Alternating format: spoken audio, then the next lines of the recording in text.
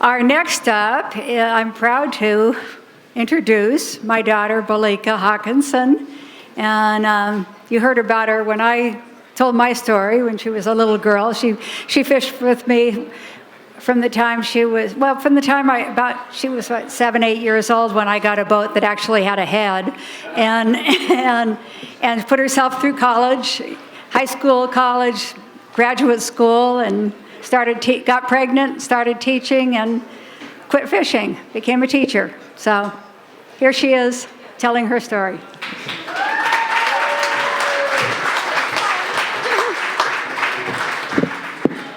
All right, so this looks like a friendly enough crowd to pull out a letter I wrote in high school to embarrass my mother. So the nice thing about letters to best friends is you tell them all sorts of things. And I wrote this letter to Lena, who now lives in Old Harbor, from the mainland. We were weathered out. We were anchored in Amuya Bay for the day. The wind was blowing like crazy. We had a really good day. Everybody was frustrated because we had to anchor up for the day. We needed sleep. We all took 5-hour naps, and then it was bedtime. We woke up, and we were all wired. Anyways, so I wrote this long letter to Lena. And can I curse? Or is this on radio? Is this on the radio? I'm okay? Okay. So Andrew is so fucking loud going through the tool drawer. By the way, I'm in high school, so this is going to be high school. Andrew was being so fucking loud going through the tool drawer. His only problem is that he's too damn eager and helpful. Am I sounding like you a little bit? Okay, we had a crazy thing happen yesterday. I don't know if I should bleep the name of the boat. I think I will. Stupid bleep bleep asshole. We were racing him to a set, and we totally beat him, and he wouldn't admit it, that he was beat by a girl. So he and my mom got in a big radio fight. Get this, he said, "Well, I'll do the Christian thing and let you have it." And then he corked her, giving her a really mean glare. Isn't that just totally Christian? What an ass. So my mom reached over and cut a big hole in his net.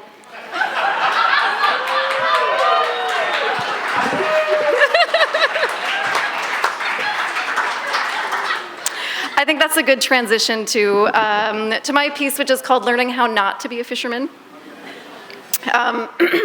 So it's been 5 years now since I've lived outside of Alaska. In those years, I've had time to get a little perspective. I was raised by 2 fishermen. My dad jigged for cod and hid from his competition in really elaborate ways that he was very proud of on a little wooden Hansen double-ender named the Lindy 2. My mom ran the salmon seiner called the Renaissance, often with an all-girl crew. As a kid, I had my choice of fisheries and fishing options, but never considered doing anything but fishing during the summer. That said, I had the fishing life figured out. The non-fishing life, though, not so much. I've been slapped in the face with my own ignorance many times. It's been harder for me to learn how to not be a fisherman than it was to become one. Let me give you a few examples. This is a tale in 3 chapters. Chapter 1 of the unlearning process, the things that I learned embarrassingly late and often all at once. I'm not talking about the little things that I learned by age 5, and I'm still reminded of to this day by giddy family friends, like playgrounds are not called crab pots, even though crab pots can be playgrounds, or at least they were at our homestead. Also, a bucket display at the local hardware store is not a good place to pull down your pants and pee. Not all buckets are for peeing in. Which is something I heard at my high school graduation, so thank you, Zimmermans. I'm talking about things I learned much later, like not everyone has a salmon season. When I went off to college on the East Coast and I sat next to a cute little thing from West Virginia who wanted to be a statistician like my mom and dad, and my head went blank about where to go from there, I decided to ask her what she did during her salmon season. As soon as it was out of my mouth, I realized it was completely nonsensical. The concept of seasons as periods of time in which one transitions between things was so ingrained in my mind that I couldn't conceive of how else to even think about time. I acknowledged how ridiculous it was that it took me 18 years for this to sink in. Regardless, I continued to have these little mind-blowing, face-slapping ignorance awareness experiences. As an aside, face-slapping experiences, others might envision slapping yourself in the forehead. For me, when I hear that phrase, I always picture a big silver salmon being thrown across the fish hold and meeting my face, and I picture it as one particular greenhorn consistently doing the deed. You probably know who it is. I'd give her name, but someone will tell her, and she'll know that 20 years later, I still remember her bad aim. Anyways, the next lesson that sticks with me: one does not necessarily use extra tufts to dress up an outfit. I mean, in Kodiak we did. We'd wear extra tufts to prom, out to dinner.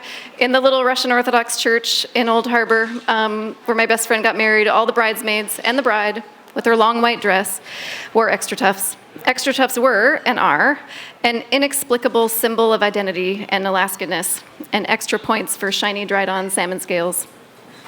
I lasted a year at Smith. I never felt at home chit-chatting about summer camps and ski vacations. I craved the salty smell of the ocean and a broad horizon line to give me that sense of smallness that made me feel calm. I felt a sense of smallness at Smith, but it was because I was out of place and ignorant of the way the world worked, not small as a part of the land, the resources, the community. The statistician and I thankfully did not meet again.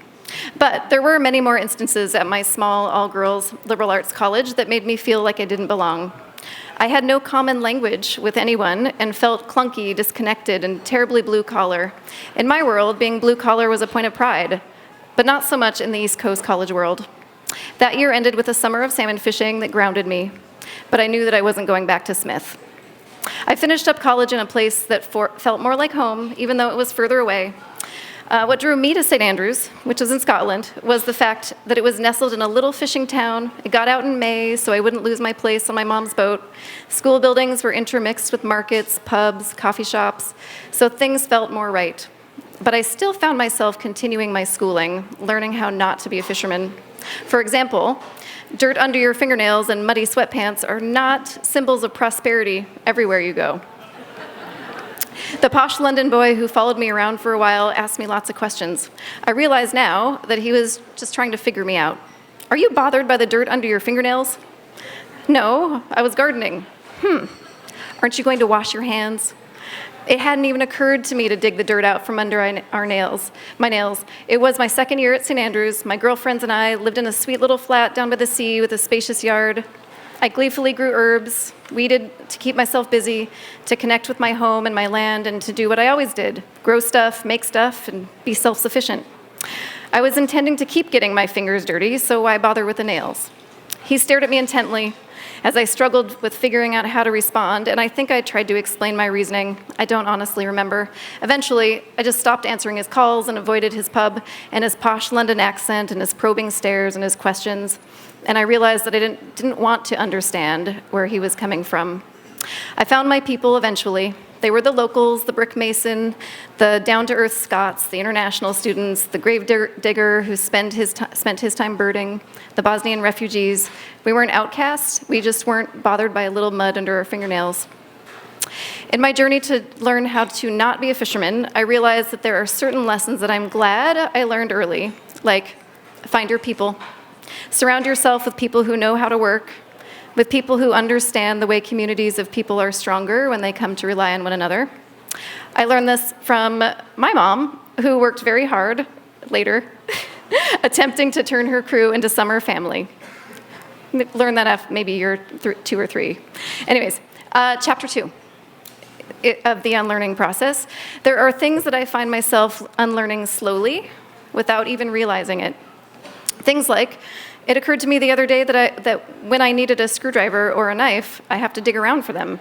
I was always tripping over them in our Kodiak house. Also, I no longer have a Victorinox in the car, in the house, in my purse, on the porch. It feels a little strange to think about carrying around knives in a place like Seattle. Secondly, I've known for a lot of years that the key to a fisherman's heart is not candy bars, but fresh fruit. Soft ones, like nectarines or cherries that don't travel well. When I was the boat cook, I guarded the fresh stuff fiercely and shook my head at the greenhorn who tossed perfectly good, wrinkly carrots that could be boiled into soup. I was visiting friends at a set net site in Uganic a few years back. I'd brought a big box of fresh stuff, as usual, and while cutting strips of red peppers for a salad, I looked over at my friend Erin, picking the pepper tops out that I'd thrown in the compost bin. Perfectly good pepper bits. I had a flashback of myself doing the same thing with a greenhorn on the Renaissance. Apparently, 3 years in Seattle turned me into a greenhorn. I'm sure I'll keep realizing the ways that I'm secretly and slowly changing, but the last thing that I seem to be slowly unlearning is how to handle the booms and the busts. As a kid, a poor fishing year would mean that we'd live in the bucks that we drove from Kodiak to Costa Rica for those precious winter months that we got off the island. A good season would mean we would fly. Now I get paid every 2 weeks. Whether I have a week where I do some awesome teaching or whether I prove a complete failure at discipline does not change my paycheck. We plan our vacations like the rest of America, based on when we can afford it, not a mentality of, I have to get off the island, I don't care what it takes. Chapter 3 of the unlearning process. There are things that can't be unlearned and things that I don't plan on trying to unlearn. Solitude, we can handle it. Don't have Wi-Fi or fancy electronics, not a problem.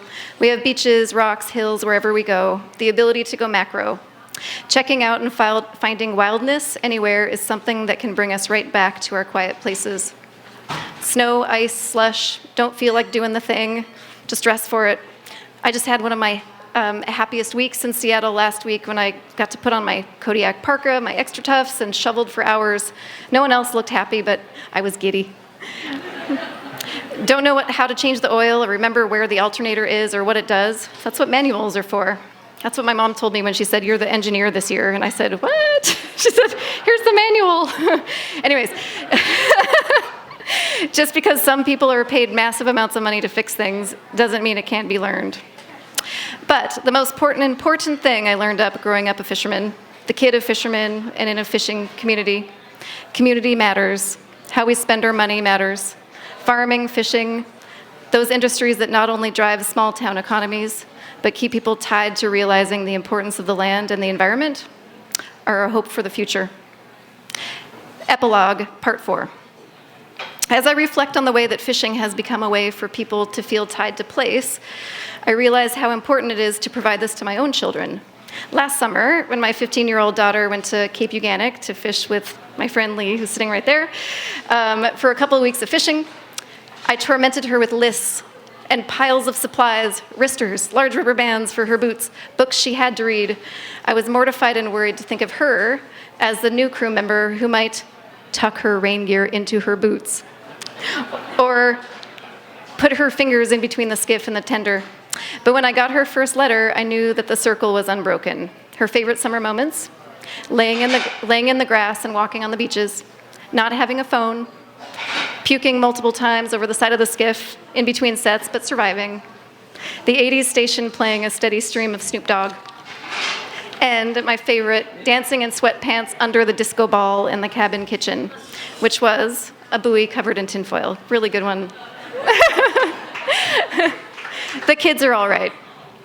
I think of the summers that my city kid students have, and they involve iPads, Minecraft, sleepaway camps, organized activities, maybe crab pots are the perfect playgrounds. Maybe once you're a fisherman, you can never not be a fisherman. When I was having babies, I read all the birth books, but one specific one resonated. This particular book with a terrible name, Hypnobirthing. Anyways, this particular book talked about natural pain relief through visualizing one's happy place and to practice it daily as a workout for the big event. There are still days when I pull out this image trapped in my psyche and visit that place that makes me feel most at peace, even now that I'm living in a big city. It's August 15th, 2 a.m., Katoy Bay. My muscles are strong from a summer of working. The sound of the engine hums gently and deeply in the background. I'm in my rain gear, collapsed in a perfectly coiled cork stack, staring up at the Perseid meteor showers on the way to Anchorage. My boots rest on the leads. I smell the familiar warm, musty rain gear smell and the salty crispness of the net. Around me, other boats also head towards the dark cove, and the yellow cabin lights around me shine dimly into the dark night. I feel both small and big at the same time. And so the tote of fishing gear will stay in my basement. And even though I've popped the last salmon scale off my extra tufts, I still feel that familiar sense of invincibility when I slip them on. Thank you.